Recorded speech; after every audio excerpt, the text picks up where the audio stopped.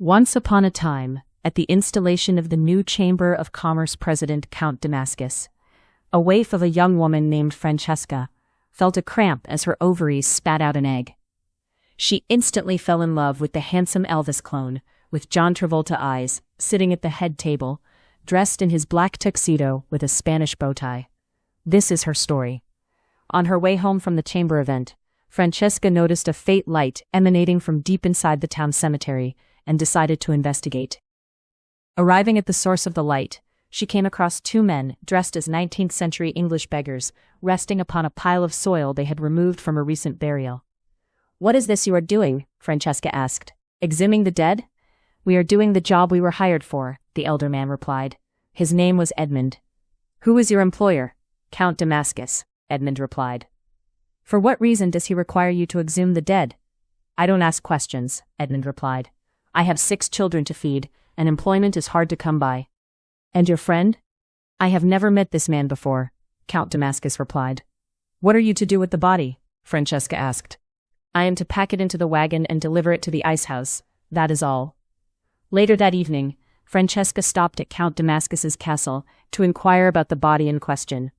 She rang the doorbell on the heavy steel door and waited for a reply. The door opened and a slim waif of a man answered. He had thinned gray hair and a bent, elongated, crooked nose. "My master does not accept visitors past supper. You will have to return in the morning." Franchesca reached into a bloody gray bag and produced the head of the deceased man, dug from the grave that evening. "Give this to your master, and ask him if he has time on his busy schedule to meet with me."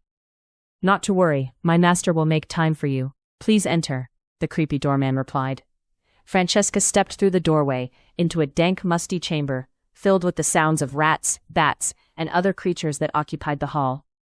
"Do you have a fireplace?" she asked. "I am cold and mice don't care for the light." "The master is sitting in the living room reading beside the fireplace. You will feel welcome, I assure you." The creepy servant led Franchesca to the living room, where she was introduced to Count Damascus, who was dressed in a housecoat, smoking a long pipe with a bottle of expensive custom whiskey on the chairside table. On his lap sat a long-haired orange and white cat. "I have a question for you," Franchesca said, lifting the bloody bag into the firelight. "Don't bother, young lady. I know what lies in your bag," Count Damascus stated. "Don't pretend you came here to intimidate me. I know the true reason you are in my chambers at this hour." "And that is?" Franchesca asked. "You came to steal my seed, like all women desire." "How did you know?"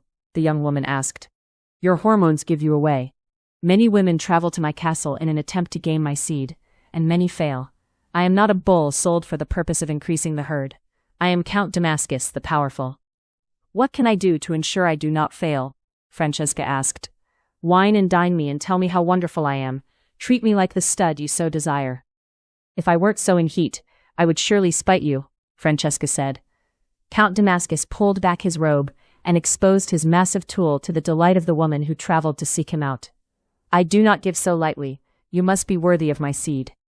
Franchesca untied her dress at the neckline and allowed it to drop to the ground in a heap. She stood naked, warts and all.